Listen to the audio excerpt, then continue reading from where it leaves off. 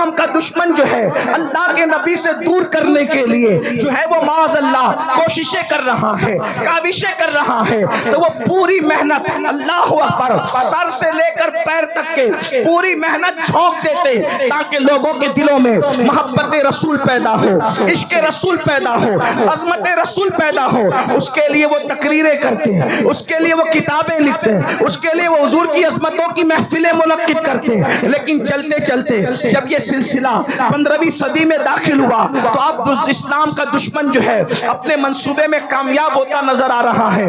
کس طرح کامیاب ہوتا نظر آ رہا ہے؟ پہلے اس نے یہ کیا کہ رسول اللہ سے روکنے کے لیے اسپیکر تیار کیے تاکہ وہ الگ الگ انداز سے نبی کی شان میں توہین کرے, نبی کی شان میں گستاخی کرے, حضور پر اعتراض کرے. لیکن اللہ اکبر, جب وہ کامیاب نہ ہو سکے تو انہوں نے کیا کیا؟ فلمیں بنائی. اور فلمیں اس لیے بنائی تاکہ مسلمان جتنی دیر تک فلم دیکھے گا اتنی دیر تک اپنے نبی کے ذکر سے دور رہے گا.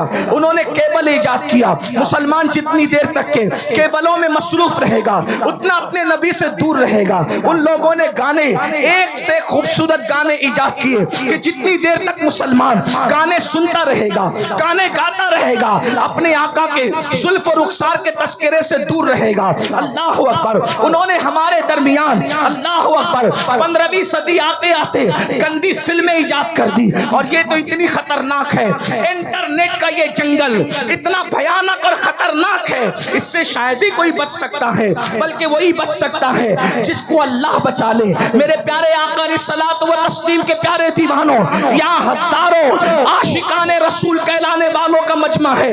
میں آپ سے پوچھنا چاہتا ہوں, تھوڑا اپنے آپ میں ڈوب کر کے سوچو, اے میری قوم کے جوانوں, اپنے آپ میں ڈوب کر سوچو. بتاؤ, ہم 24 گھنٹے میں کتنا گھنٹہ رسول اللہ کا ذکر کرتے ہیں, کتنا گھنٹہ حضور کو یاد کرتے ہیں, کتنا گھنٹہ حضور کا تذکرہ کرتے ہیں. اللہ اکبر. ہماری حالت تو یہ ہے کہ اللہ اللہ ہم نے فیس بک پر گھنٹوں لگا دیے ہیں, لیکن گھنٹوں ہم اپنے نبی کا ذکر نہیں کر پاتے.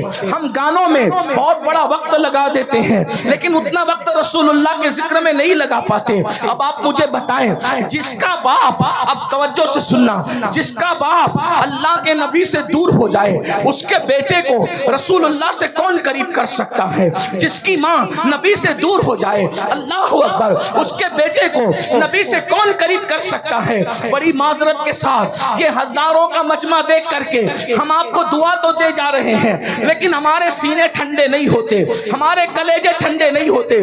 اس کی وجہ یہ ہے کہ آج کل بڑی معذرت کے ساتھ ہمارے مقرر لوگ, نعت خواں لوگ, ناظم لوگ, پیر صاحب لوگ, محفل سجانے والے لوگ خوش ہو رہے. کیوں خوش ہو رہے؟ ہزاروں آ گئے. میں کہتا ہوں بھائیو, یہ لوگ دل بہلانے آئے, زیادہ تر لوگ دل بہلانے آئے ہیں. وجہ ہمارے, ہاں, کل تک کے فلم دیکھ کر دل بہلاتے تھے, کہا چلو تھوڑا سا وقت مولانا لوگوں سے دل بہلا لیں گے, کیا بولتے چلو دیکھتے ہیں. اس لیے کہ اگر یہ عمل کے لیے آتے, اگر یہ عمل کے لیے آتے تو قوم میں انقلاب پیدا ہو چکا ہوتا. اس لیے کہ روزانہ جلسے ہو رہے ہیں, روزانہ تقریر ہو رہی ہے, مقرر لوگ تقریر کرتے کرتے بیچارے انتقال کر جا رہے ہیں, لیکن قوم ہے کہ بدلنے کا نام نہیں لیتی. لیکن مجھے امید ہے ہم مایوس نہیں ہیں, نہیں اقبال مایوس اپنی کشت ویرا سے, نہیں اقبال مایوس اپنی کشت ویرا سے. ذرا نم ہو تو یہ مٹی بڑی زرخیز ہے ساقی. میرے بھائیوں, اپنے دلوں میں محبت رسول کا چراغ جلاؤ, اپنے سینوں میں عشق رسول کی شمع جلاؤ اور اپنے آپ کو عاشق رسول بناؤ. اس کی وجہ یہ ہے کہ جب تمہارے سینے میں محبت رسول ہوگی, عشق رسول ہوگا, انشاءاللہ دنیا کی کوئی طاقت آپ کو زیر نہیں کر سکتی, دنیا کی کوئی طاقت آپ کو رسوا نہیں کر سکتی. کہ آپ نہیں دیکھتے, اللہ اکبر, وہ عرب کے بوریا نشین جب تک ان کے سینوں میں عشق رسول نہیں تھا, توجہ فرمائے, عرب کے وہ بوریا نشین جب تک ان کے سینوں میں عشق رسول نہیں تھا وہ اونٹ اور بکریوں کے پیچھے چلا کرتے تھے. لیکن جب سے میرے نبی کا عشق سینے میں پیدا ہوا, زمانہ ان کے پیچھے قوموں کے زندہ باد, نعرہ تکبیر, نعرہ رسالت, مسلک اعلی حضرت اور سے مقدس سادات اکرام حضرت علامہ سید امین القادری صاحب قبلہ, نعرہ حیدری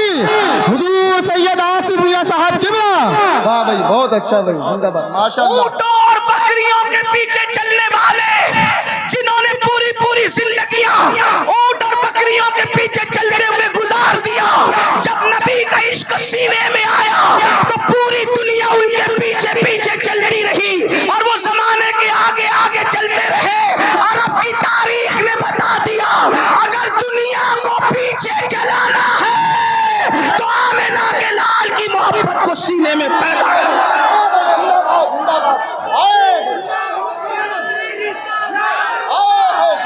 زندہ باد بہت اچھا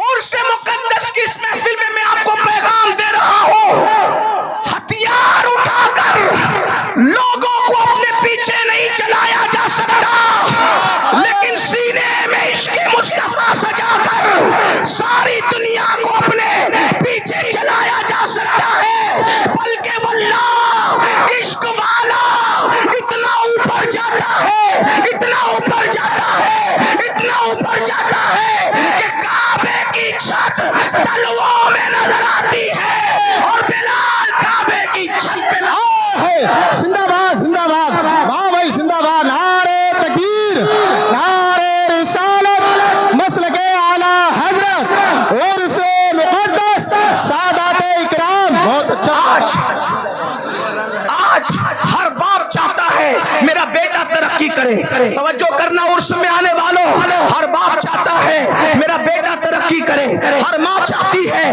میرا بیٹا ترقی کرے، ہر بھائی چاہتا ہے میرا بھائی ترقی کرے، ہر انسان چاہتا ہے میری نسلیں ترقی کرے۔ میں کہتا ہوں مسلمان، اس سے بڑھ کے ترقی کیا ہوگی؟ اس سے بڑھ کے ترقی کیا ہوگی؟ ارے زیادہ سے زیادہ ترقی یہی ہو سکتی ہے نا کہ کوئی بادشاہ بن جائے، کوئی وزیر بن جائے، لیکن اس سے بڑھ کے ترقی کیا ہوگی کہ کعبہ تلووں کے نیچے ہے اور عاشق کعبۃ اللہ کے اوپر ہے۔